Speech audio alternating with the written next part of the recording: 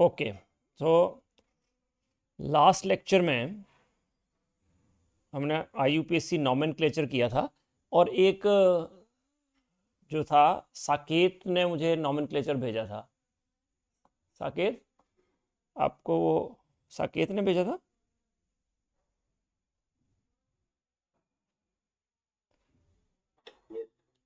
तो वो जो नॉमेनक्लेचर था,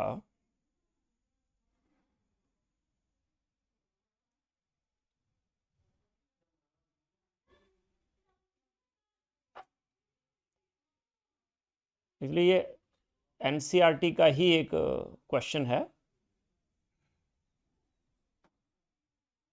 अगर एक क्लोरो ग्रुप हो, एक NO2 ग्रुप हो और एक CH3 ग्रुप हो, तो बताओ इसका नॉमेनक्लेचर क्या होगा? बोलो।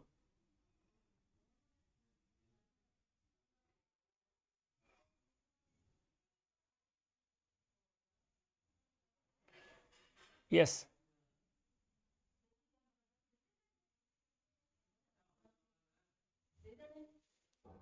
बोल। तो देखो, इसमें क्या होगा, नंबरिंग करेंगे आप। इसको 1, इसको 2, इसको 3, 4, 5, 6। क्यों ऐसे नंबरिंग करी हमने? क्योंकि लोएस्ट नंबरिंग देखनी है। तो 1, 2 और 4 पे जो है ये ग्रुप्स आ रहे हैं, ठीक है। 1, 2 और 4 पे ग्रुप आ रहे हैं। एक 1 पे क्लोरो, 2 पे नाइट्रो, 4 पे मिथाइल। तो अब सबसे पहले क्या लिखोगे? 1 क्लोरो, 4 मिथाइल, 2 नाइट्रो, बेंजीन।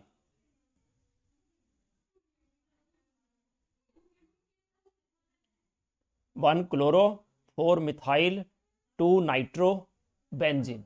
तो ये जो है अपना इसका नाम होगा। बच्चे, आपने किस तरह से सोचा था?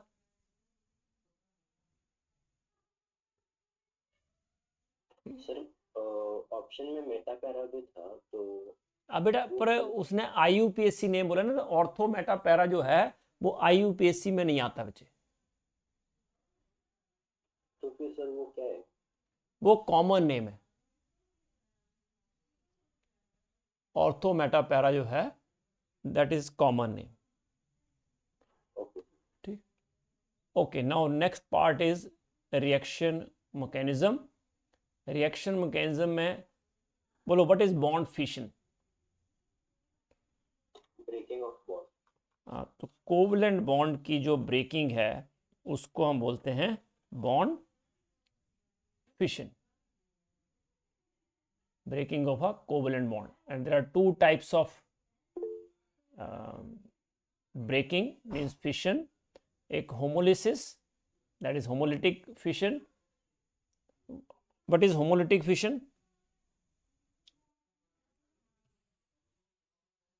जो सेम एटम में होता है। जरूरी नहीं है सेम एटम, पर कोवलेंट बॉन्ड का ब्रेकिंग इन सच अ वे कि हर एटम को अपना अपना इलेक्ट्रॉन मिल जाए वापस, मतलब फ्री रेडिकल्स बन जाए। बोथ द एटम्स और स्पीशीज रिटेन 1 इलेक्ट्रॉन ईच। इस तरह से देखो कि ये जो कोवलेंट बॉन्ड है उसका अपना अपना इलेक्ट्रॉन जो है वो ले ले, तो this is called fission in a symmetrical manner. अपना अपना इलेक्ट्रॉन ले लेगा, एंड दिस इज कॉल्ड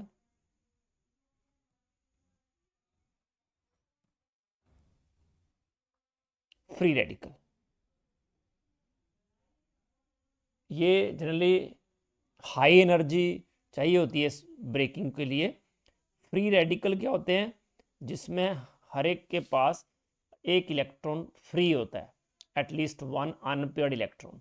जैसे आपने मीथेन लिखा, तो मीथेन के पास कितने इलेक्ट्रॉन होते हैं? 4। 4 में से अगर 3 बॉन्ड बना लें तो 1 इलेक्ट्रॉन इसके पास फ्री रहेगा, तो ऐसे स्पीशीज को बोलेंगे मिथाइल फ्री रेडिकल।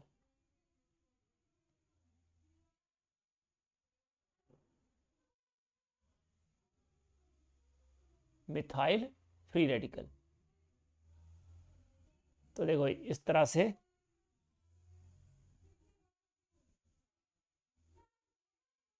अपना अपना इलेक्ट्रॉन ले ले तो this is called methyl free radical. जैसे सर वो हाफ एरो क्यों लिखा है? हाफ हेडेड एरो, क्योंकि फुल एरो मतलब कि पूरा पेयर जो है एक तरफ चला जाए। जैसे मैं ऐसे एरो बनाता ना, इसका मतलब होता कि ए का भी इलेक्ट्रॉन उसको मिल गया, तो ए पे क्या आता पॉजिटिव और बी पे क्या आता नेगेटिव, मतलब कैटायन और एनायन बने, और इसको बोलते हैं हेट्रोलिटिक फिशन। इसमें क्या हो रहा है कि एक इलेक्ट्रॉन जा रहा है, फुल एरो का मतलब होता है पूरा पेयर जाए। इसको फिश हुक एरो भी बोलते हैं।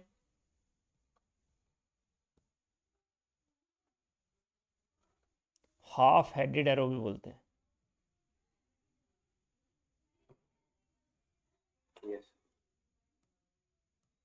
और ये जनरली यूवी लाइट की प्रेजेंस में या परोक्साइड की प्रेजेंस में,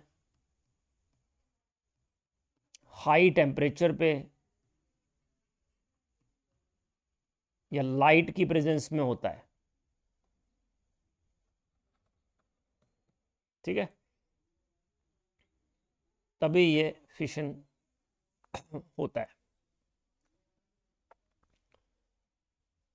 और क्या इससे बनता है फ्री रेडिकल्स। शॉर्ट लिव्ड होते हैं ये, अनस्टेबल होते हैं, हाईली रिएक्टिव होते हैं, और जनरली किसकी प्रेजेंस में होता है, या तो यूवी लाइट की प्रेजेंस में, या हाई टेम्परेचर पे परोक्साइड की प्रेजेंस में, या सनलाइट की प्रेजेंस में। दूसरा है हेट्रोलिटिक फिशन या हेट्रोलिसिस।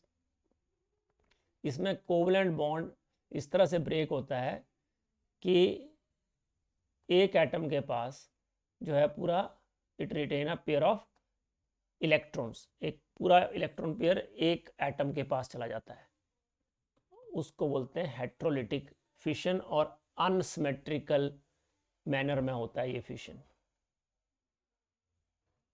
इसमें क्या होगा, देखो अब एरो देखना आप, ऐसे ए प्लस बी नेगेटिव या ए नेगेटिव बी प्लस, इलेक्ट्रोनेगेटिविटी पे डिपेंड करता है। तो अगर मैं एरो ऐसे बनाऊं, इसका मतलब क्या हुआ, ए पे कौन सा चार्ज होगा, हाँ हाँ, और बी पे नेगेटिव। अगर मैं अपोजिट साइड बनाता हूं, तो ए पे नेगेटिव। हाँ ए पे नेगेटिव बी पे पॉजिटिव। ये एरो दिखा रहा है कि इलेक्ट्रॉन पेयर किस डायरेक्शन में जा रहा है, किस तरफ इलेक्ट्रॉन पेयर जा रहा है, वो बता रहा है ये।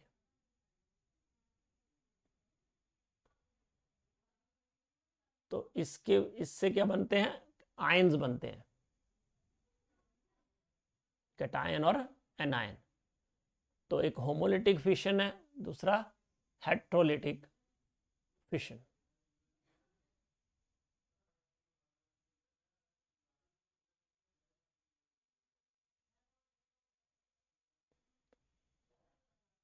होमोलिटिक फिशन में क्या होता है, कोवलेंट बॉन्ड सिमेट्रिकली ब्रेक होता है,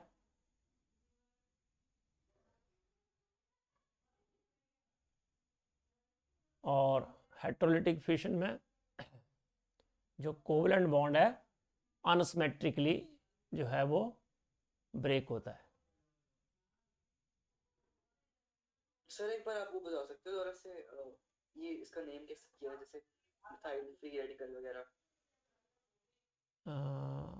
अच्छा, मिथाइल फ्री रेडिकल क्यों बोला इसको, ये हाँ, बोल, मतलब कैसे बोला? हाँ देखो ना बेटा, ये क्या है,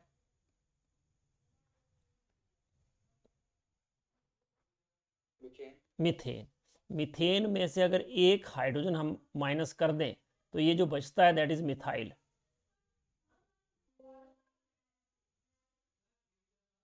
समझा? तो अगर इस पे मैं एक इलेक्ट्रॉन एक इलेक्ट्रॉन लिखा दूँ तो इसको बोलेंगे मिथाइल फ्री रेडिकल। अगर मैं इस पे पॉजिटिव लिखा दूँ तो मिथाइल कैटायन, मिथाइल कार्बोकैटायन। अगर मैं इस पे नेगेटिव लगा दूँ तो मिथाइल कार्बोनायन। मतलब एक इलेक्ट्रॉन लूज कर दे ये तो कार्बोकैटायन, है ना?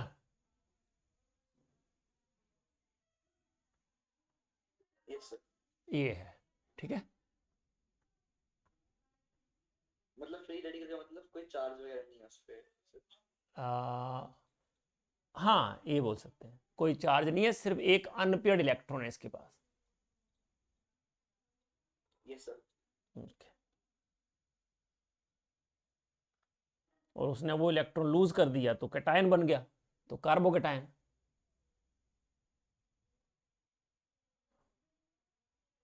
और अगर उस पे उसने एक इलेक्ट्रॉन गेन कर लिया तो कार्बोनायन बन गया, ठीक है।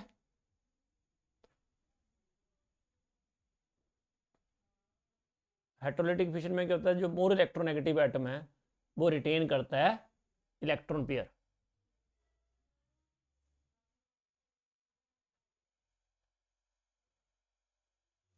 हेटेरोलिटिक फिशन में electrically neutral free radicals are formed, जिसमें एक ऑड इलेक्ट्रॉन होता है ना, एंड ऑड इलेक्ट्रॉन।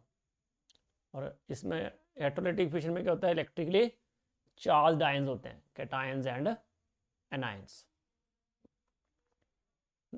वो बनते हैं।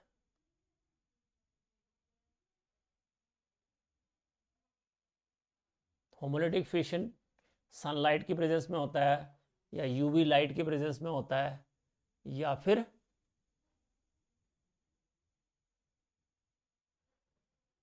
पेरोक्साइड की प्रेजेंस में होता है। और हेटेरोलिटिक फिशन जो है जनरली पोलर सॉल्वेंट में होता है। Now reagents।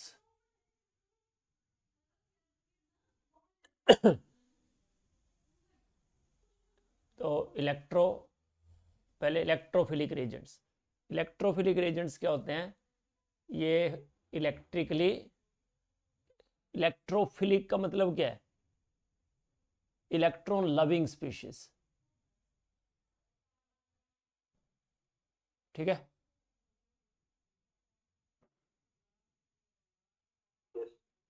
तो इलेक्ट्रॉन लविंग कौन से होंगे, जो इलेक्ट्रॉन डेफिशिएंट होंगे। डेफिशिएंट होंगे। बिल्कुल।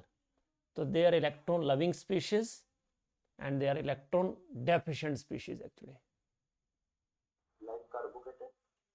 हाँ, and they attack the site of high electron density।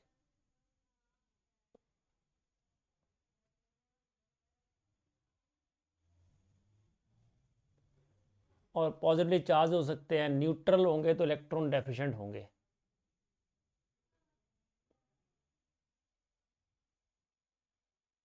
Neutral कैसे होंगे? न्यूट्रल बेटा फ्री रेडिकल न्यूट्रल ही होते हैं ना, होंगे, है तो वो भी इलेक्ट्रॉन डेफिशिएंट ही। यस। तो फिर सर उनको न्यूट्रल क्यों मानते हैं? बेटा इलेक्ट्रॉन चार्ज थोड़ी है उसके ऊपर कुछ। सर पर एक अनपेयर्ड इलेक्ट्रॉन है तो फिर नेगेटिव चार्ज नहीं कंसीडर करते? हैं जी?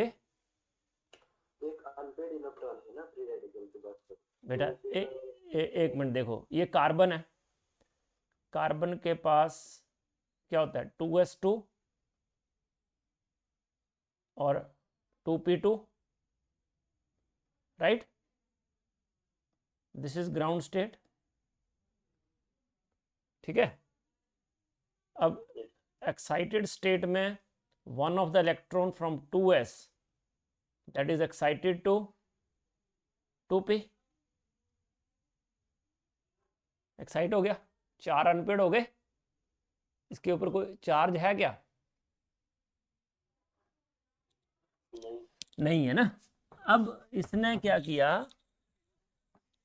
3 इलेक्ट्रॉन शेयर कर लिए। लो, एक हाइड्रोजन के साथ, दूसरे हाइड्रोजन के साथ, तीसरे हाइड्रोजन के साथ। अभी भी इसके पास क्या कोई इलेक्ट्रॉन है? सॉरी, इसने इलेक्ट्रॉन कोई गेन किया या लूज किया? नहीं किया ना। सर मतलब मैं कह रहा था कि जो इलेक्ट्रॉन बचा है उसकी वजह से पूरा एटम नेगेटिव नहीं होगा। नहीं बेटा, कैसे नेगेटिव होगा?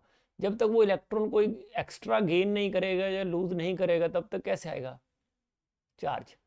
जैसे इसने अगर ये इलेक्ट्रॉन दे दे ये इस इलेक्ट्रॉन को, तो ये हो गया कटायन, तो ये कटायन बन गया।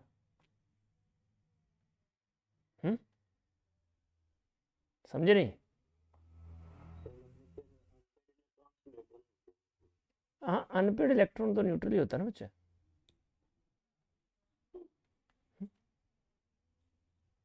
ओके,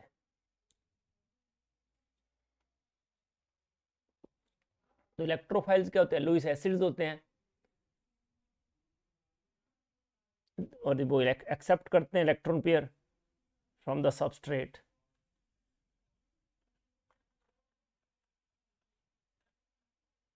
कोवलेंट बॉन्ड बनाने के लिए। तो ये हाइड्रोजन है, NO2 है, BF3 है, AlCl3, they are all electrophiles. H plus, NO2 positive. Nucleophilic के न्यूक्लियस लविंग स्पीशीज होंगे, इलेक्ट्रॉन रिच होंगे। ये कहाँ अटैक करेंगे? जहाँ इलेक्ट्रॉन डेंसिटी लो होगी। वो नेगेटिवली चार्ज हो सकते हैं या फिर न्यूट्रल हो सकते हैं, जिनके ऊपर इलेक्ट्रॉन पेयर हो, पर उनके पास, एटम के पास क्या होना चाहिए? Electron pair. और ये लुईस क्या होता है? बेसिस। ये इलेक्ट्रॉन पेयर डोनेट करते हैं और क्या बनाते हैं? कोऑर्डिनेट बॉन्ड बनाते हैं। जैसे OH नेगेटिव है, Cn नेगेटिव है, H2O है, अमोनिया है। सर हाँ जी बेटा। सर न्यूट्रल मॉलिक्यूल्स तो दोनों में आ रहे हैं, तो मतलब वो कंफ्यूज है, दोनों में आ रहे हैं। देखो ना बेटा, न्यूट्रल इलेक्ट्रॉन डेफिशिएंट, जैसे ये न्यूट्रल इलेक्ट्रॉन रिच,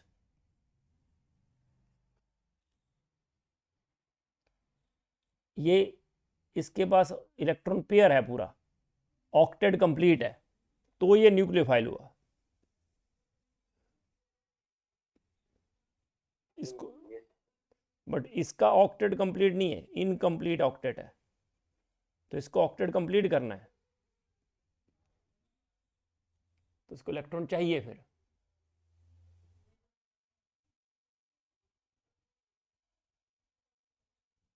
जी सर।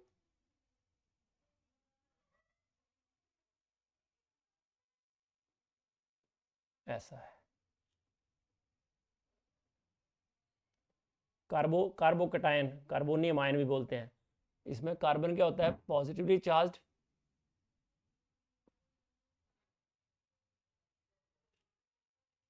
इलेक्ट्रॉन डेफिशिएंट है। इसके ऑक्टेट में 6 ही इलेक्ट्रॉन है, sp2 हाइब्रिडाइज्ड है और ट्राइगोनल प्लेनर शेप होगी।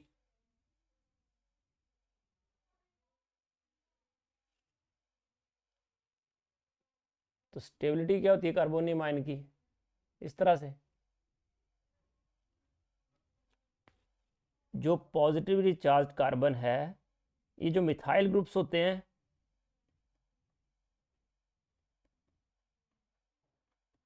ये तीनों पॉजिटिवली, ये sp3 हाइब्रिडाइज होगा ये कार्बन, ये भी sp3, ये कार्बन भी sp3। अब बताओ, एक कार्बन है sp हाइब्रिडाइज्ड, एक कार्बन है sp2 हाइब्रिडाइज्ड और एक कार्बन है sp3। Which one is more electronegative? S P. हाँ, sp is more electronegative than sp2 than sp3। s character पे डिपेंड करता है ना। तो इस तरह से जो sp3 है, और ये कार्बन कैसा है, इसकी हाइब्रिडेशन क्या है? sp3। वो sp2, 3 बॉन्ड बनाए ना बच्चे। हाँ सर। अगर 3 बॉन्ड बनाए हैं तो sp2 मतलब मोर इलेक्ट्रोनेगेटिव है, इसलिए ये इलेक्ट्रॉन इस तरफ अपनी तरफ खींचेगा। तो जितना ज्यादा खींचेगा इलेक्ट्रॉन अपनी तरफ, उतना क्या हो जाएगा? न्यूट्रल बनता चला जाएगा। हाँ, पॉजिटिव चार्ज कम होता जाएगा, और जितना पॉजिटिव चार्ज कम होगा उतना क्या हो जाएगा? ये स्टेबल। चार्ज अनस्टेबल होता है ड्यू टू इट्स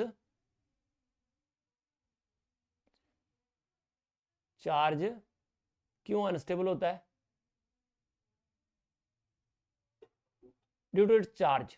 तो जो कोई ग्रुप ऐसा उसके साथ अटैच हो जो उसके चार्ज को कम कर दे, तो उसको स्टेबलाइज करता है। तो इसमें 3 ऐसे ग्रुप हैं जो उसके इलेक्ट्रॉन इस पॉजिटिव चार्ज को कम कर रहे हैं। अगले में 2 ऐसे ग्रुप्स हैं जो इसके पॉजिटिव चार्ज को कम कर रहे हैं। तीसरे में एक ऐसा ग्रुप है जो इसके पॉजिटिव चार्ज को कम कर रहा है। और लास्ट में there is no such group. तो इसलिए ये जो है पहले वाला सबसे ज़्यादा स्टेबल है, इसको बोलते हैं टर्शरी ब्यूटाइल ग्रुप। इसको बोलते हैं सेकेंड आइसोप्रोपाइल।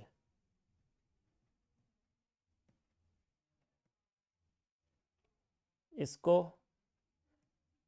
इथाइल और इसको मिथाइल। तो सबसे ज़्यादा स्टेबल होगा टर्शरी ब्यूटाइल, उससे कम आइसोप्रोपाइल, उससे कम इथाइल, और सबसे कम मिथाइल। ठीक है, तो इस तरह से ये stability of carbocation we can see. और पॉजिटिव चार्ज जिस कार्बन से अटैच है वो कितने कार्बन से अटैच है? 3 से। तो ये क्या हो गया? Tertiary carbocation. फिर ये जो दूसरा है वो कितने से अटैच है? 2 से, तो सेकेंडरी हो गया। ये 1 से अटैच है तो प्राइमरी। सर सेकेंडरी और आइसो को कैसे डिफरेंशिएट कर सकते हैं? नहीं, आइसो, ये तो आइसोप्रोपाइल ग्रुप है ना बच्चे, पर कार्बोकेटाइन तो सेकेंडरी है। आइसोप्रोपाइल तो पूरे ग्रुप का नाम है ना, हाँ हाँ। बट है तो ये सेकेंडरी कार्बोकेटाइन ही ना। समझे? Yes sir. ये है, ओके। तो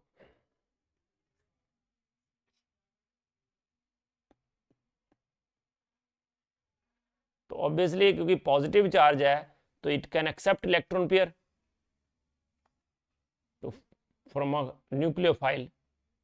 खुद ये इलेक्ट्रोफाइल है, एक लुईस एसिड है।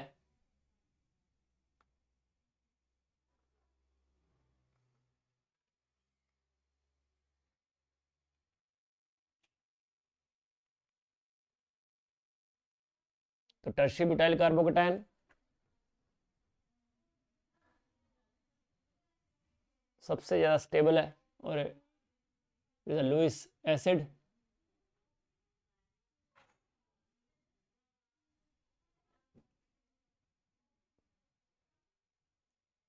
तो वैसे ही ऑर्डर ऐसा होता है। देखो, ट्राई साइक्लोप्रोपाइल कार्बोकेटायन सबसे ज़्यादा स्टेबल है। ये ट्राई साइक्लोप्रोपाइल सबसे ज़्यादा स्टेबल क्यों होता है?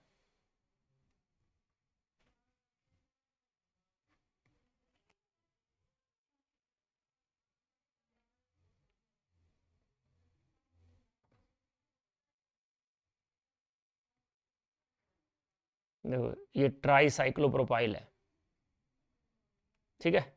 तो ट्राईसाइक्लोप्रोपाइल जो ग्रुप है वो सब कार्बोकेटाइन सबसे ज़्यादा स्टेबल क्यों है? क्योंकि ये क्या करता है, ये जो रिंग है ना, ये इस तरह से जो है ना एक्सपैंड होता है, मतलब पूरा पाई ये शिफ्ट ही हो जाता है, मतलब रिंग ओपनिंग होती है इसमें।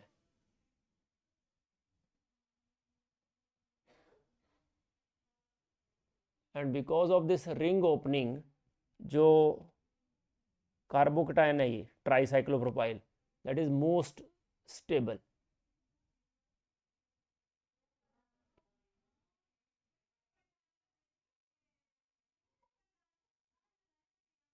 ठीक है। Yes.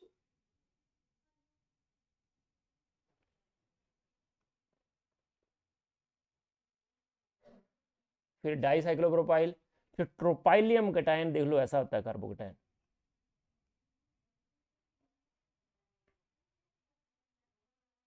This is tropylium carbocation.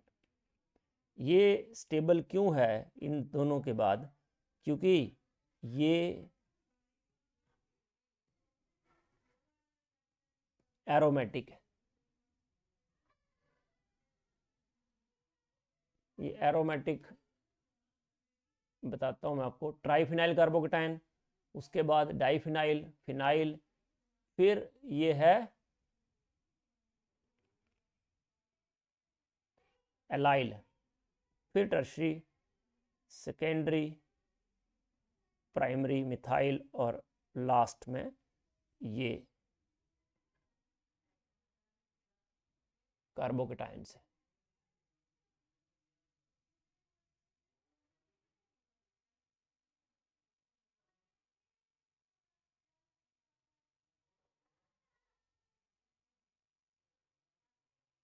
Sir protein का स्ट्रक्चर कैसा है? हाँ जी, प्रोटीन का स्ट्रक्चर। किसका? प्रोटीन प्रोटीन ट्रोपीन, ट्रोपाइलियम,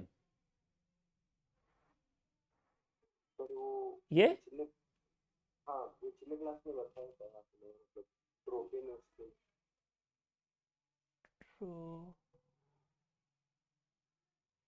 ट्रोपीन पता नहीं यार, मैंने कब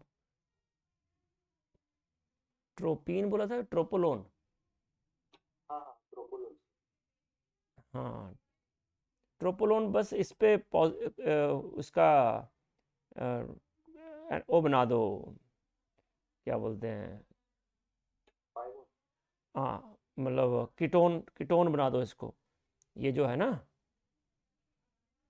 ये जो बनाया ना, इसको ऐसे बनाए रखो, इसको जो है ऐसे कर दो, और यहाँ पे OH लगा दो, तो ये ट्रोपोलोन बन गया। यस। तो ये ऑर्डर याद कर देना है आपको, ठीक है।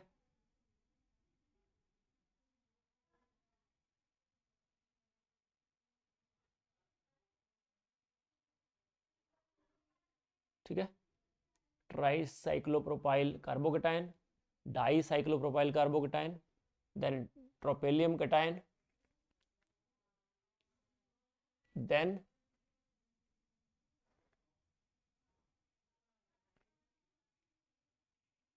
Triphenyl carbocation. देखो ट्राईफिनाइल मतलब ये पॉजिटिव चार्ज, ये सारे, ये फिनाइल ग्रुप। बेंजीन रिंग अगर लगा हो एज अ सब्स्टिट्यूएंट तो उसको बोलते हैं फिनाइल। तो सर यहाँ पर मतलब पाई बॉन्ड है तो फिर बॉन्ड ब्रेक करना मुश्किल होगा ना? नहीं बेटा, ये वो बनाएगा ना रेजोनेंस। हाँ यस। हाँ रेजोनेंस। हाँ, ऐसा है।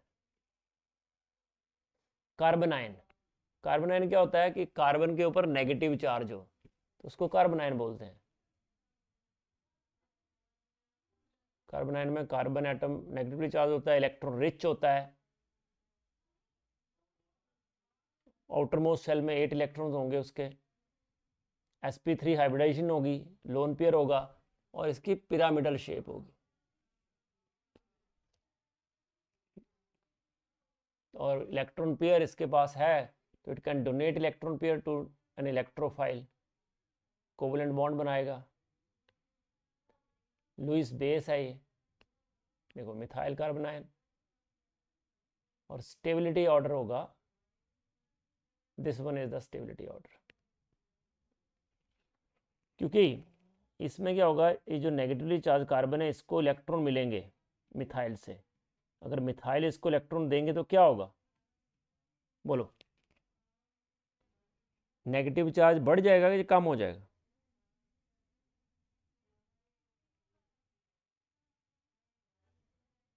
बोलो।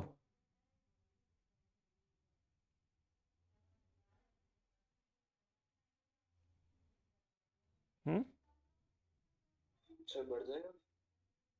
हाँ, नेगेटिव चार्ज बढ़ जाएगा, तो नेगेटिव चार्ज बढ़ जाएगा तो ये अनस्टेबल हो जाएगा।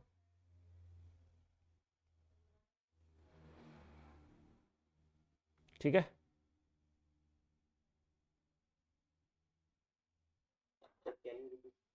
नेगेटिव चार्ज अगर बढ़ जाएगा तो इट बिकम्स अनस्टेबल। हाँ ये है।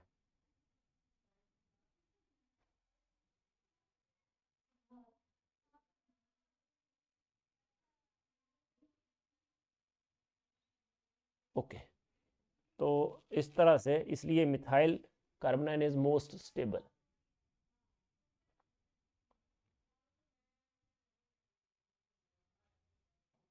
स्टेबिलिटी ऑर्डर की बात करें तो इन तीनों में देखो, ये कार्बन जो है, क्या हाइब्रिडाइजेशन इस कार्बन की, बोलो।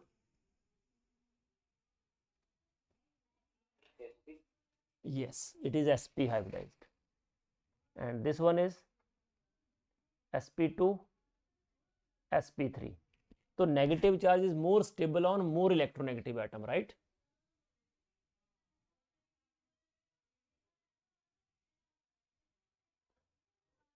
Negative charge is more stable on more electronegative atom, तो इसलिए sp हाइब्रिडाइज कार्बन जो है that is most electronegative, so negative charge उस पर सबसे ज़्यादा स्टेबल होगा और उससे कम sp2 फिर sp3। वैसे ही एलाइल और बेंजाइल, ये गलती से लिखा है बेंजाइल। हाँ जी सर, फर्स्ट वाली केस में हम्म, वो इवन दो मतलब एक सिग्मा है, फिर भी वो एसपी कैसे, हाँ एसपी के लिए दो सिग्मा लगता है, बेटा, एक लोन पेयर है ना इसके पास। पर लोन पेयर को भी काउंट करते हैं। हाँ, हाइब्रिडाइजेशन जो है H is number of sigma bonds plus number of lone pairs, दोनों का सम। अगर इन दोनों का सम 2 हो तो sp3 हो तो sp2, 4 हो तो sp3।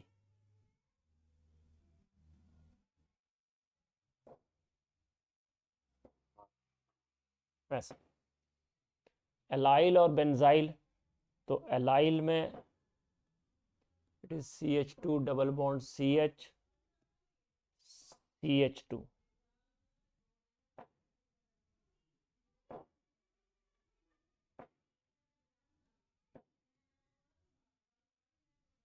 Benzyl.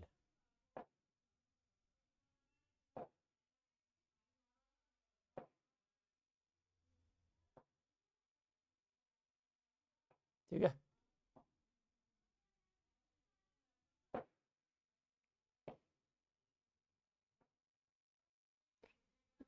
Resonance stabilise,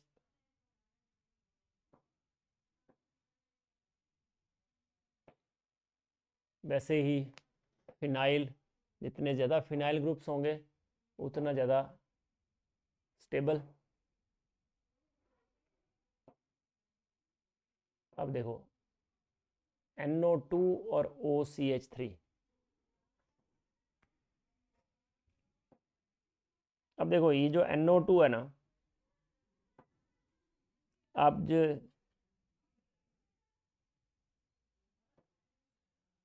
NO2 is like this and OCH3, जिसके पास लोन पेयर होगा किस पे, एटम जो रिंग से डायरेक्टली अटैच है, वो माना जाएगा इलेक्ट्रॉन डोनेटिंग ग्रुप। क्या माना जाएगा, इलेक्ट्रॉन डोनेटिंग ग्रुप, और जिसको बोलते हैं, कौन सा इफेक्ट बोलो,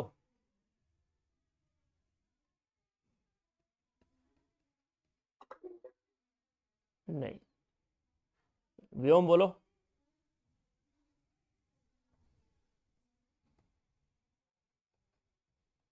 व्योम हो अब, आई थिंक वो अच्छा, तो if an atom directly attached to ring has lone pair, then that group has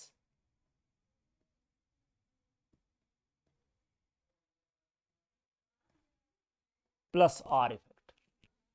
कौन सा इफेक्ट होगा, प्लस आर। प्लस आर मतलब रेजोनेंस, फिर उसको मेसोमेरिक इफेक्ट भी होता रेजोनेंस और mesomeric effect.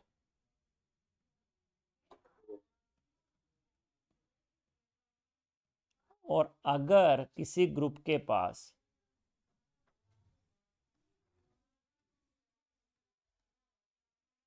if an atom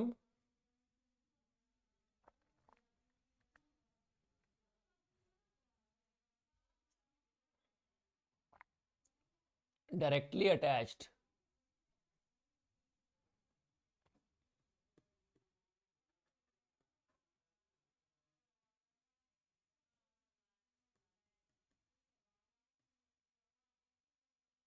has pi bond,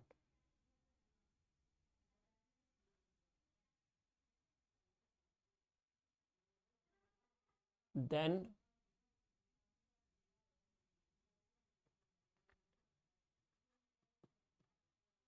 it has minus R effect, that is electron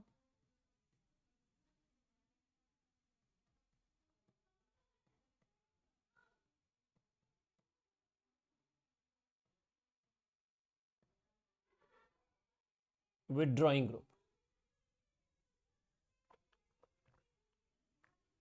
तो सर यहाँ पर इलेक्ट्रोफाइल और न्यूक्लियोफाइल को ये तीनों ही न्यूक्लियोफाइल है।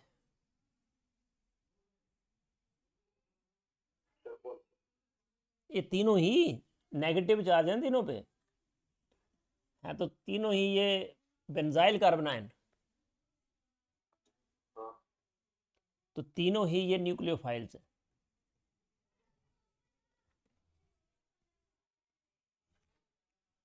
बट हम देख रहे हैं इनकी ऑर्डर ऑफ स्टेबिलिटी, ठीक है।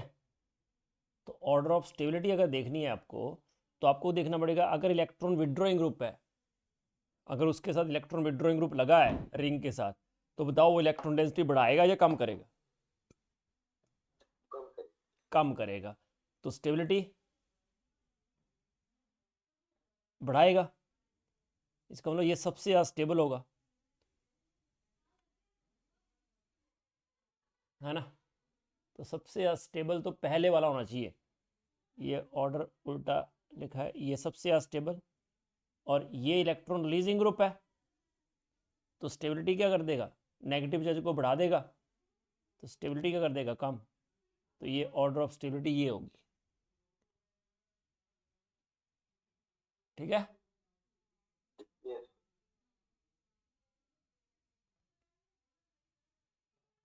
अच्छा, ये दोनों चीज़ें क्लियर हुई आदरित और सानवी, आपको ये याद रखोगे? -r + r याद रखोगे? Yes sir. रिंग के साथ जो एटम डायरेक्टली अटैच है उसको देखना है आपको। अगर उसके ऊपर लोन पेयर है तो +r बोलना है उसको, मतलब इलेक्ट्रॉन डोनेटिंग ग्रुप बोलना है, और अगर उसके ऊपर पाई बॉन्ड है तो -r बोलना है।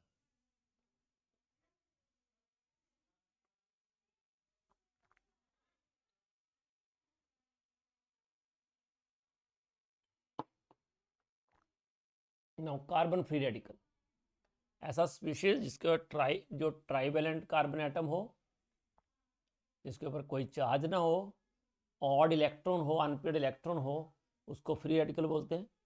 और फ्री रेडिकल जो है they are highly reactive species, unpaired electron और ऑड इलेक्ट्रॉन की वजह से।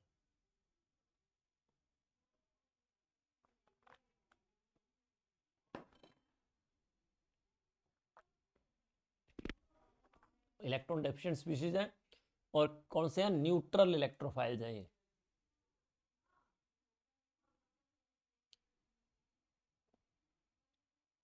मिथाइल फ्री रेडिकल में कार्बन एटम क्या होगा? sp2 हाइब्रिडाइज्ड, इस तरह से होगा, ये एक इलेक्ट्रॉन अनपेड होगा। फ्री रेडिकल की स्टेबिलिटी वैसे ही होगी जो कार्बोकेटाइन की होती है। ट्राइफिनाइल कार्बो फ्री रेडिकल सबसे ज़्यादा stable, benzyl, allyl, tertiary, secondary, primary, methyl, और फिर विनाइल।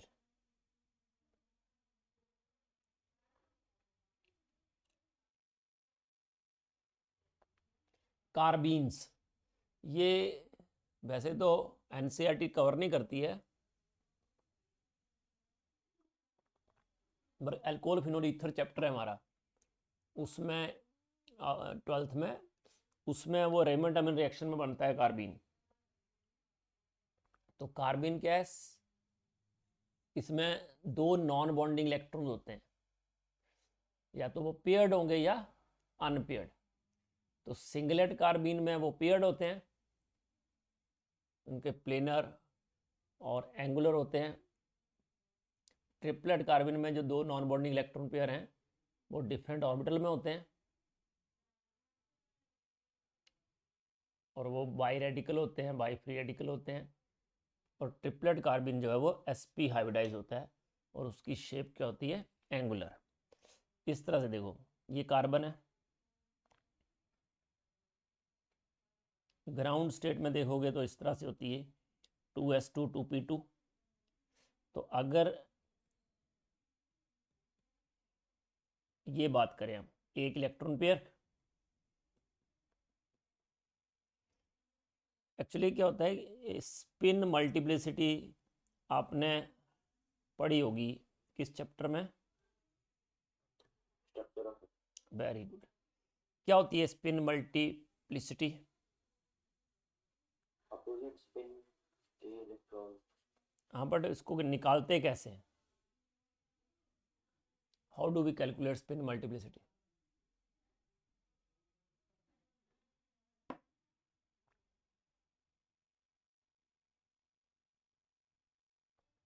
बोलो।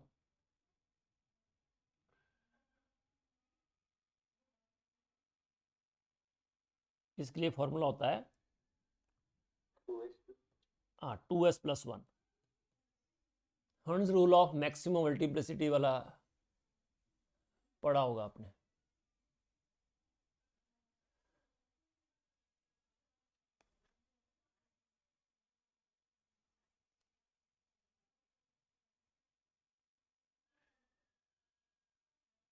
इसमें क्या होता है कि देखो, इसमें अनपेड इलेक्ट्रॉन 0, तो स्पिन क्या हुई? 0। s क्या हुआ इसका? 0। तो 2s+1 क्या हो गया? 1। तो इसलिए सिंगलेट कार्बीन है। वैसे ही अगर इसको मैं एक्साइटेड स्टेट में ले जाऊं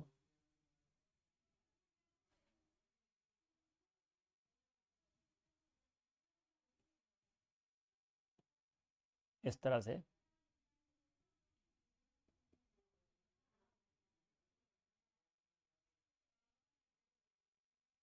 लो, ठीक है। तो ये 2 अनपेड इलेक्ट्रॉन है अलग अलग ऑर्बिटल में, और इसकी स्पिन कितनी हुई टोटल 1। तो 2s+1 क्या हो गया 1 8 3 s1, तो 2s+1 क्या हो गया 3। तो इसलिए स्पिन मल्टीप्लिसिटी इसकी कितनी हो गई, बोलो स्पिन मल्टीप्लिसिटी कितनी हुई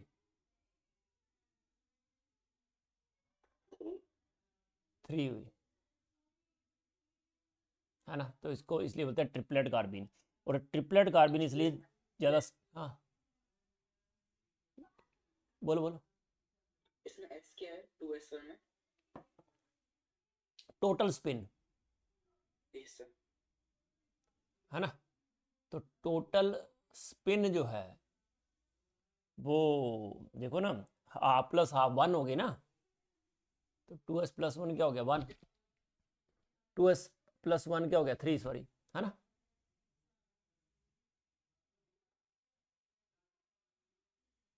इसलिए इसको ट्रिपलेट, और ट्रिपलेट कार्बन ज़्यादा स्टेबल होती है क्योंकि दोनों में अनपेड इलेक्ट्रॉन है ना।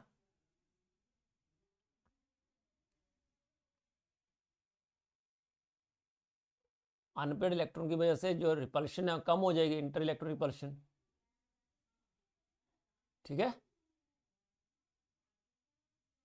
सर हाँ जी, सर हाँ जी, बोलिए।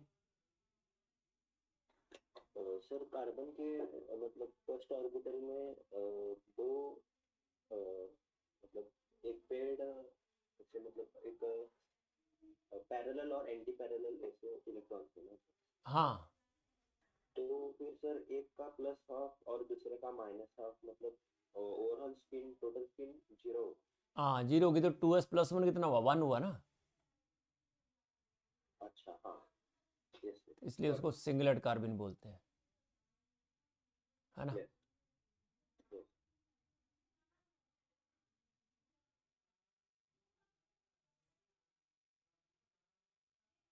तो इस तरह से देखो ये होती है सिंगलेट और triplet.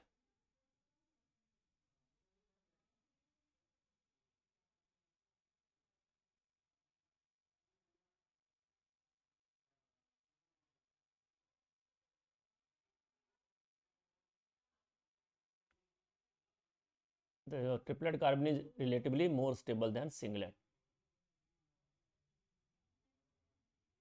Now electron displacement effects. Sir उसका रीजन क्या है? क्योंकि ट्रिपलेट कार्बिन में जो इलेक्ट्रॉन हैं वो अलग अलग ऑर्बिटल में हैं। तो फिर सर एनर्जी इक्वली डिस्ट्रीब्यूटेड है। नहीं, इंटर इलेक्ट्रॉन रिपल्शन कम हो जाएगी बच्चे। हाँ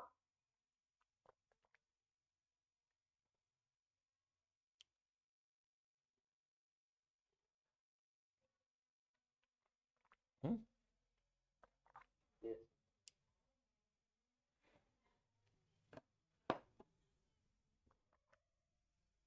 तो इंडक्टिव इफेक्ट क्या होता है, इट इन्वॉल्व्स, क्या इन्वॉल्व करता है, सिग्मा हाँ, displacement of sigma electrons in a covalent bond. और सिंगल बॉन्ड्स होने चाहिए एक्चुअली।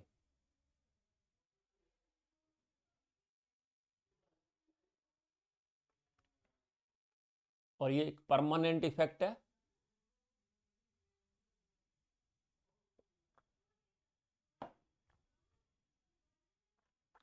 ठीक है, तो देखो इसमें परमानेंट पोलराइजेशन होती है सिंगल कोवलेंट बॉन्ड की, displacement of electrons towards more electronegative atom. Sir ये परमानेंट क्यों? हाँ जी, परमानेंट क्यों है सर? परमानेंट क्यों है, क्योंकि इलेक्ट्रॉन पेयर जो है ना वो एक तरफ जाएंगे, वापस थोड़ी आएंगे। वो जो मोर इलेक्ट्रोनेगेटिव एटम होगा, है ना, उस तरफ ये इलेक्ट्रॉन पेयर जाएंगे परमानेंटली, क्योंकि इलेक्ट्रोनेगेटिव डिफरेंस है ना, तो जिसकी इलेक्ट्रोनेगेटिविटी ज़्यादा होगी, है ना, उस तरफ ये जाएंगे। तो मतलब बैक बॉन्डिंग नहीं बनेगी। बैक बॉन्डिंग नहीं नहीं, मतलब बैकवर्ड नहीं जाएंगे, है ना। यस। एक परमानेंट इफेक्ट है, डिस्टेंस के साथ ये डिक्रीज करता है।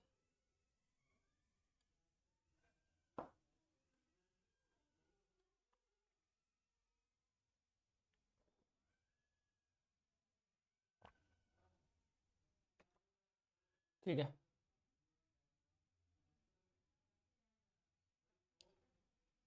इस तरह से देखो, जैसे मान लिया एटम क्लोरीन, जो कार्बन डायरेक्टली अटैच है क्लोरीन के साथ, है ना,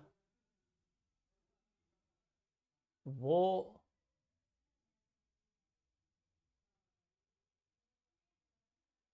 जो है उसके ऊपर पॉजिटिव चार्ज सबसे ज़्यादा होगा, उससे अगले वाले पे थोड़ा कम, और उससे अगले वाले पे और कम। और ये भी दो टाइप का होता है inductive effect.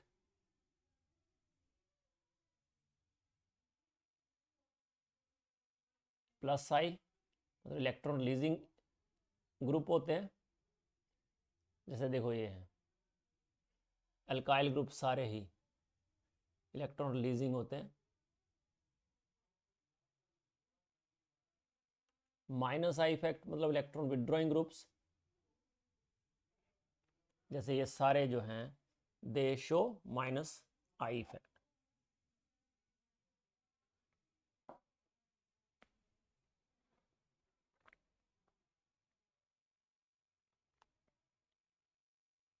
Sir ji sir वो पिछले एग्जांपल में मतलब मेसोमेरिक के एग्जांपल में इंडक्टिव इफेक्ट नहीं होगा ना बच्चे, बट जब रेजोनेंस लगता है तो इंडक्टिव इफेक्ट का जो इफेक्ट है वो कम हो जाता है।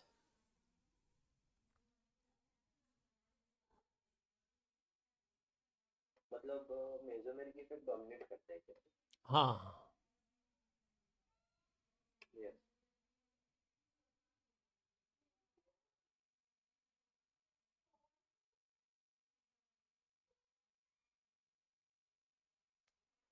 इसलिए तो ये स्टेबिलिटी एक्सप्लेन करता है कार्बोनियम आयन की, फ्री रेडिकल की, कार्बोक्सिलिक एसिड का एसिडिक नेचर को, बेसिक नेचर ऑफ अमीन को, ये जो है वो एक्सप्लेन करता है।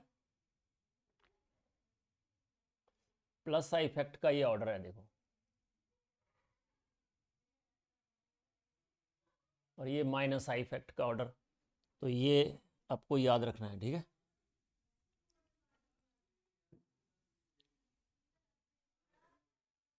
देखो O negative, COO negative,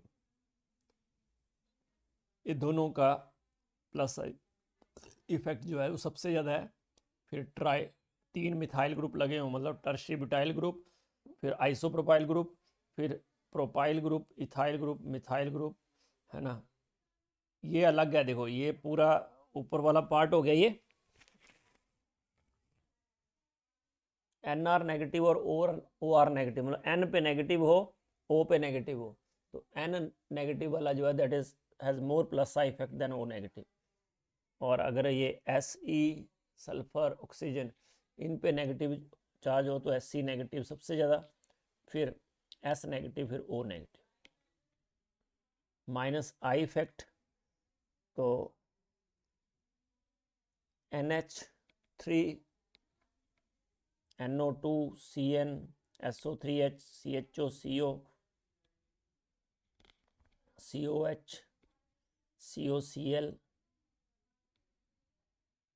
CONH2X OH OR NH2 C6H5। तो ये ऑर्डर भी याद करने पड़ेंगे आपको। Fluorine, chlorine, bromine, iodine. वैसे फ्लोरीन एक ऑक्सीजन वाला हो, एक नाइट्रोजन वाला, एक कार्बन वाला, तो देखो ये ऑर्डर होगा। सर वो एनआर क्या है? एन मतलब नाइट्रोजन के साथ कोई भी alkyl group, basic. Methyl ethyl ऐसे हो,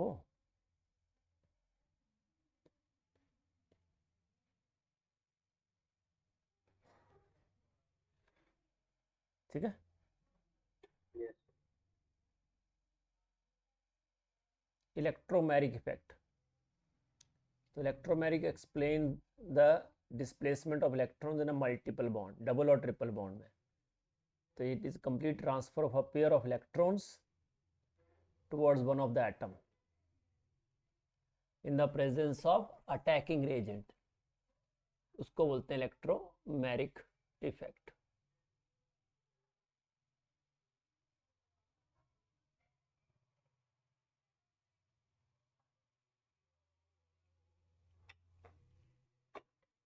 Sir, हाँ जी, और ये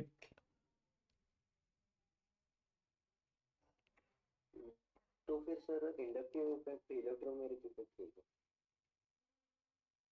इलेक्ट्रोमैरिक इफेक्ट तो पाई इलेक्ट्रॉन हो तो उसको, उसका है ना, पाई इलेक्ट्रॉन का टेम्परेरी इफेक्ट है ये, तभी आता है जब कोई ग्रुप हो, है ना।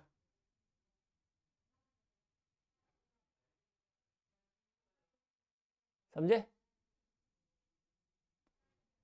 कोई मतलब ग्रुप उसको इंस्टिगेट करे। जैसे देखो ये पाई बॉन्ड है, ठीक है। अब रेजेंट ने अटैक किया,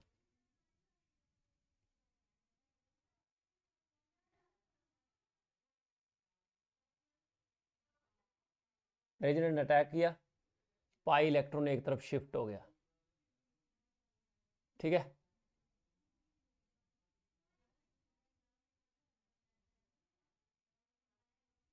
तो सर यहाँ पर इलेक्ट्रोनेगेटिविटी डिफरेंस होना जरूरी नहीं है। नहीं नहीं, क्योंकि रेजेंट अटैक कर रहा है ना, ये रिमूव हो रहा है रेजेंट, है ना। Yes. तो इसकी वजह से एक तरफ पॉजिटिव चार्ज आ गया, एक तरफ नेगेटिव चार्ज आ गया, है ना।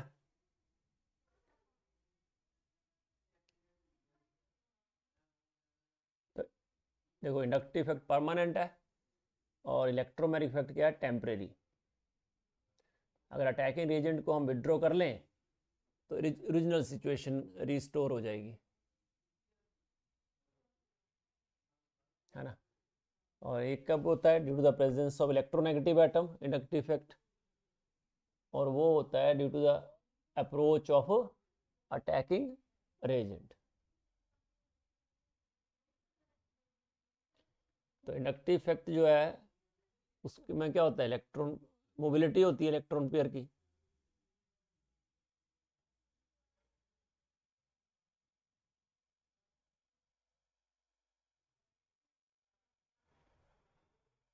और उसमें मोबिलिटी होती है electron pair in a multiple bond. इसमें किसमें होता है, सिंगल बॉन्ड में।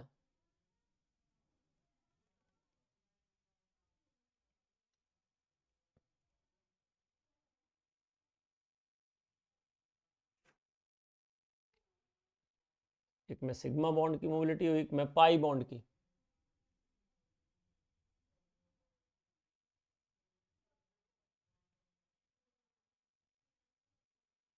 और inductive effect becomes negligible after second carbon atom, वो थर्ड कार्बन तक तो नीली हो जाता है। और इलेक्ट्रोमैग्नेटिक इफेक्ट जो है वो लॉन्ग डिस्टेंस तक चलता है, क्योंकि कॉन्जुगेशन होती है।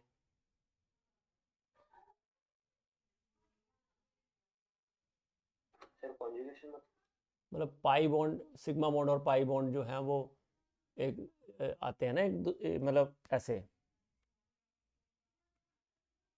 मतलब पाई सिग्मा पाई। हाँ ऐसे करके, सॉरी। जी सर। और इस केस में displaced electron pair valence shell को लीव नहीं करते हैं ना, बट उसमें वो कंप्लीटली लीव कर देते हैं, है ना। यस।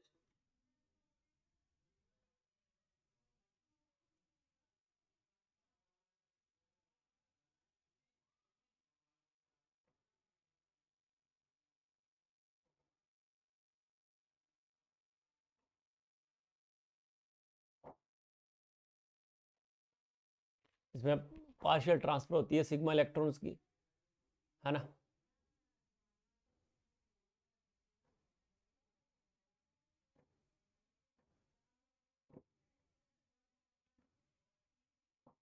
और उसमें कंप्लीट ट्रांसफर होती है पाई इलेक्ट्रॉन्स की।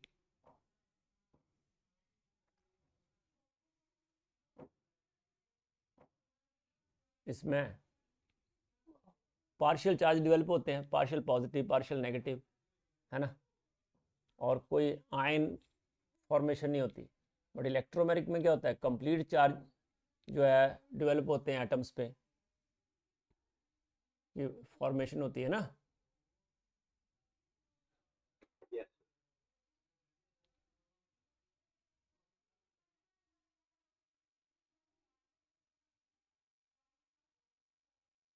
और इसको आई से डिनोट करते हैं, उसको ई से डिनोट करते हैं।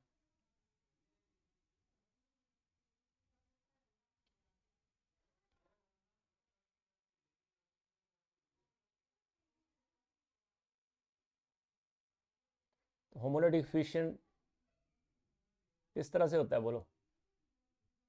Symmetric. हाँ, सिमेट्रिकल मैनर से, है ना।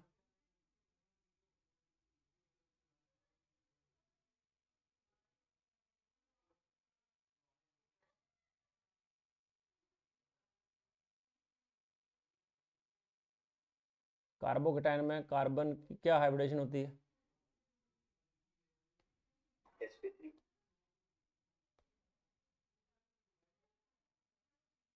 बोलो आदर्श।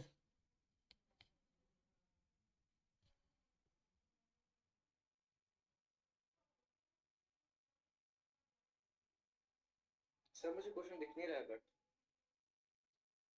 बाकियों को दिख रहा है। Yes sir. इसका सर एक बार मतलब repeat करिए। कार्बोकेटायन में कार्बन की क्या हाइब्रिडेशन होती है।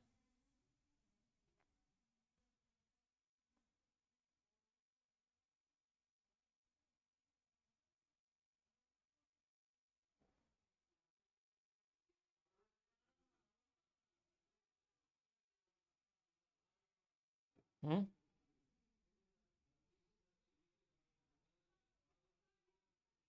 बोलो। sp2 हाँ, sp2। इंडक्टिव इफेक्ट जो है Permanent.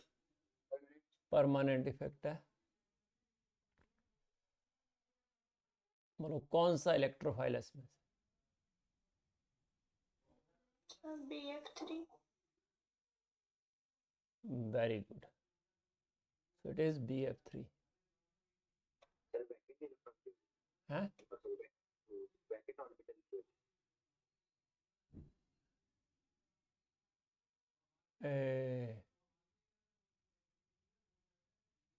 हाँ, अन इसमें इलेक्ट्रॉन नहीं है ना इसमें। BF. हाँ,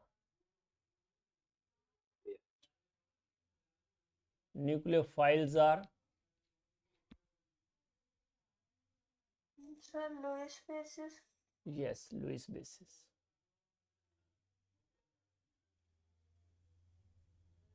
रेजोनेंस एंड हाइपर कॉन्जुगेशन।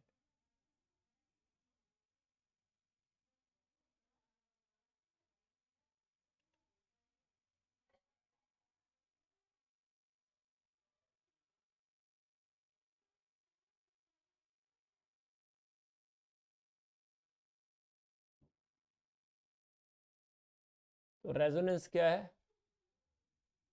ये फिनोमेना है जिसमें दो या उससे ज़्यादा इक्विवेलेंट स्ट्रक्चर जो है कंपाउंड के हम बना सकते हैं, जिसमें एटम्स की पोजीशन तो आइडेंटिकल होती है ना। एटम्स की पोजीशन जो है दैट इज आइडेंटिकल, बट जो इलेक्ट्रॉन्स की अरेंजमेंट है that is different, and that is called resonance. और उन स्ट्रक्चर्स को बोलते हैं रेजोनेटिंग स्ट्रक्चर्स और कैनोनिकल स्ट्रक्चर्स। तो रेजोनेटिंग स्ट्रक्चर जो है बेंजीन के,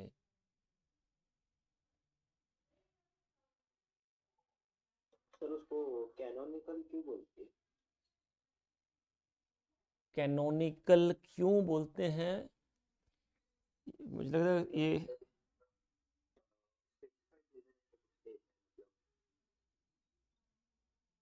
क्या बोल रहे हो?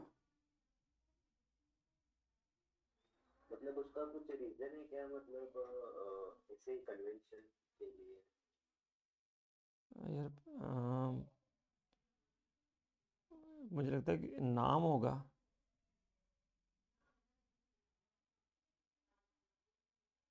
क्योंकि ऐसे ही बोलते हैं ना कि ये जो रेजोनेटिंग स्ट्रक्चर्स हैं they are also called canonical structures, है ना।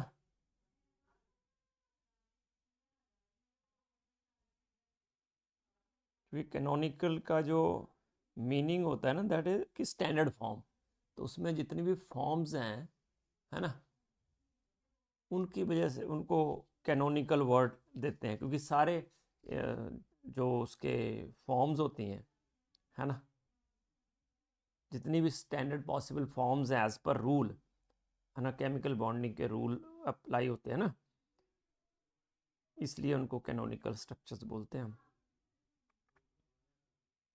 ठीक है। और सर वो हाइपोथेटिकल भी होते हैं, मतलब हाँ हाँ, they are hypothetical, that's why, मतलब they follow the octet rule, है ना, रूल फॉलो करते हैं सारे, but they are standard forms, they are not actual structures. ठीक है। तो बेंजीन के रेजोनेटिंग स्ट्रक्चर्स हैं, these are the resonating structures of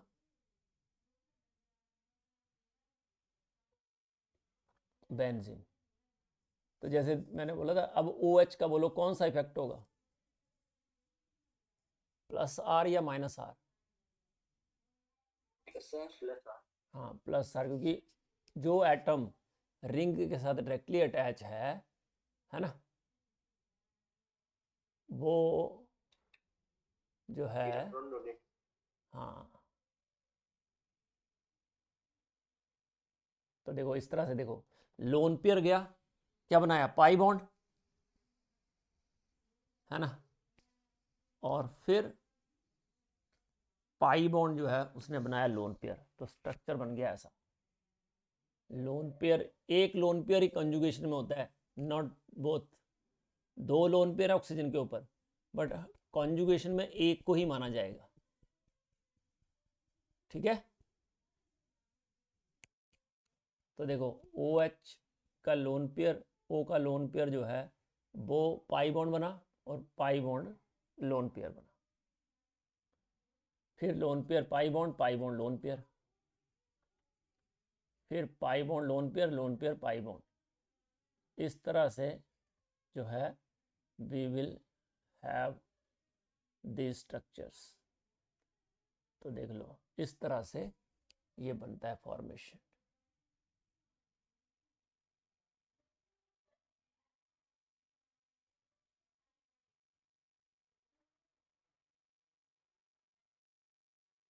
okay. तो when transfer of electron is away from an atom, तो जो और सब्स्टिट्यूएंट ग्रुप, तो it is called positive term resonance effect.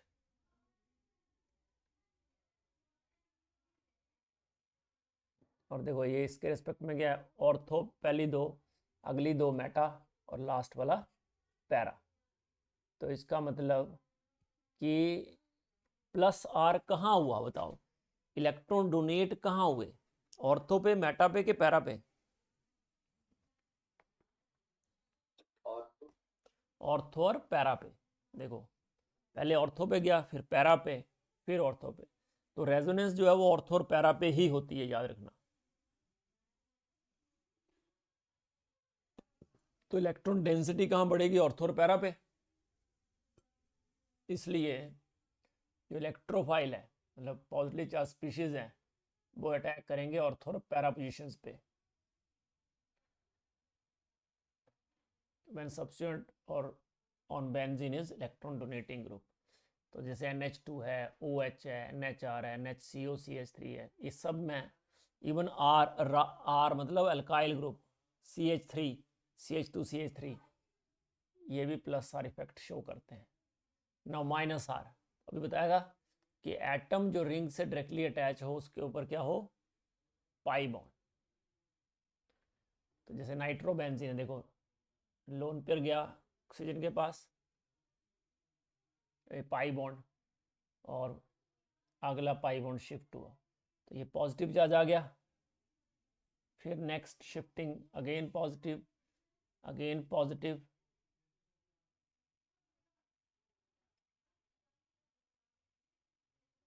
और दिस। तो in this way you can see positive charge कहाँ कहाँ आया, ऑर्थो और पैरा पे। तो इलेक्ट्रॉन डेंसिटी कहाँ कम हुई, ऑर्थो और पैरा पे। तो जब ट्रांसफर ऑफ इलेक्ट्रॉन जो है टुवर्ड्स द एटम और group attach to the conjugated system, this is called negative resonance effect. और इससे जो इलेक्ट्रोफाइल अटैक करेगा वो कहाँ करेगा, ओनली मेटा पोजिशन पे। तो जैसे NO2 है, CN है, CHO है, COH, SO3H, COR, इन सब में क्या है, पाई बॉन्ड है। N double bond O, C triple bond N, C double bond O, C double bond O, S double bond O, C double bond O। इस तरह से ये ग्रुप्स हैं। नाउ हाइपर कॉन्जुगेशन, इसमें क्या होता है, सिग्मा इलेक्ट्रॉन्स का डीलोकलाइजेशन होता है।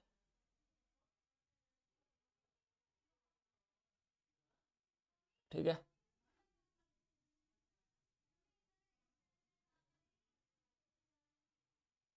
सर मतलब सिग्मा बॉन्ड ब्रेक होता है। हाँ, CH सिग्मा बॉन्ड और अनसैचुरेटेड सिस्टम, उनके बीच में कॉन्जुगेशन होता है।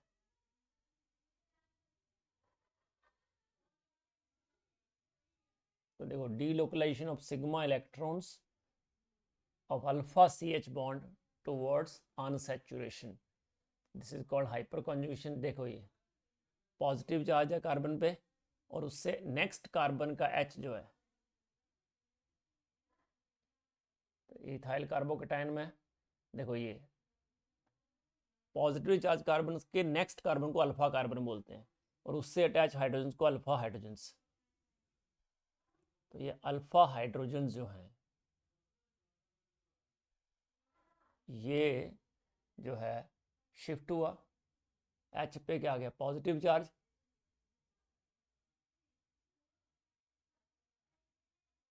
ठीक है,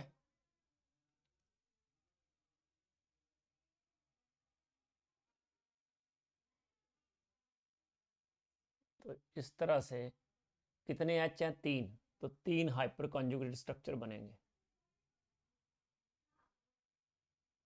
ठीक है,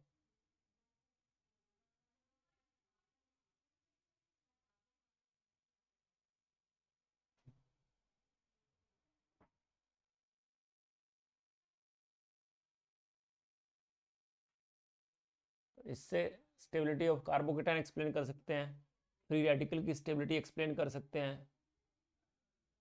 ठीक है, सर इसमें ट्रिपल बॉन्ड नहीं बनता। हाँ जी, ट्रिपल बॉन्ड नहीं बनेगा बच्चे। मतलब एट ए टाइम दो अल्फा हाइड्रोजन ब्रेक ऊपर हुए। नहीं, 2 एट ए टाइम नहीं ब्रेक होंगे, एक ही एट ए टाइम ब्रेक होगा। यस।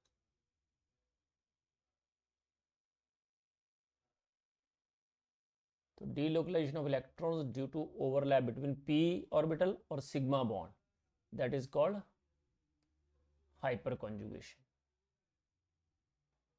और उसको हम नो बॉन्ड रेजोनेंस भी बोलते हैं, क्योंकि देखो यहाँ पे कोई H और C के बीच में कोई बॉन्ड नहीं है ना, उसके बावजूद भी ये बॉन्ड बना हुआ है। ठीक है, हाँ सर, भाई हाँ जाना सवेरे। ये जाना दो, हाँ मैं जाना 8:30 10 मिनट, थोड़ी देर में जब क्लास आ जाए, है ना। कोई ठीक। ओके,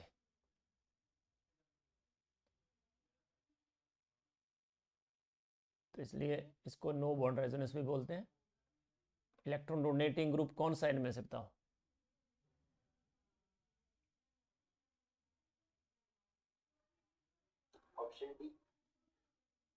हाँ, क्योंकि अल्काइल ग्रुप भी इलेक्ट्रॉन डोनेटिंग होते हैं और NH2 में लोन पेयर है, इसलिए वो भी इलेक्ट्रॉन डोनेटिंग ग्रुप होगा।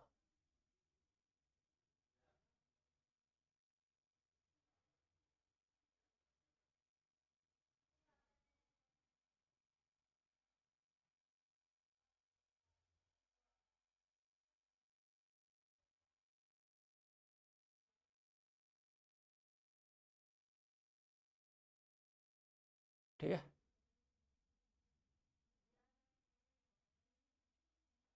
इलेक्ट्रॉन विड्रॉइंग ग्रुप कौन सा है इसमें से? NO2 yes, NO2।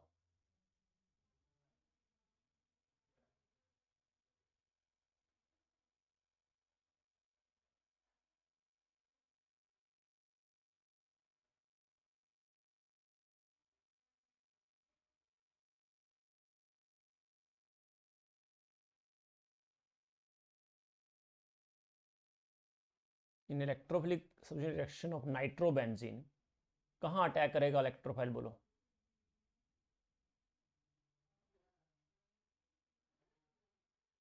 Ortho and para ortho para, गलत। क्योंकि नाइट्रो ग्रुप अगर होगा तो वो क्या करेगा इलेक्ट्रॉन को, बोलो? हाँ सर मेटा मेटा हाँ, मेटा है ना, क्योंकि इलेक्ट्रॉन विड्रॉ कर लेगा तो कहाँ से विड्रॉ कर लेगा, ऑर्थो और पैरा से, तो इलेक्ट्रॉन बचेंगे कहाँ, थोड़े बहुत मेटा मेटा पे, है ना, यस इसलिए ये मेटा डायरेक्टिंग होगा।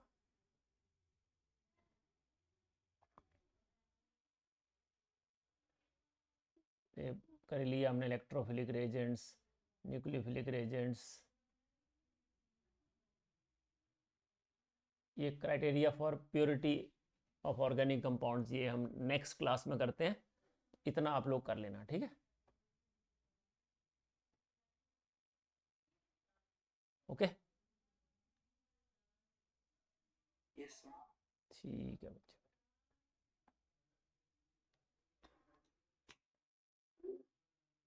सर हैप्पी न्यू हाँ जी, ईयर थैंक यू बेटा, सेम टू यू, बाय।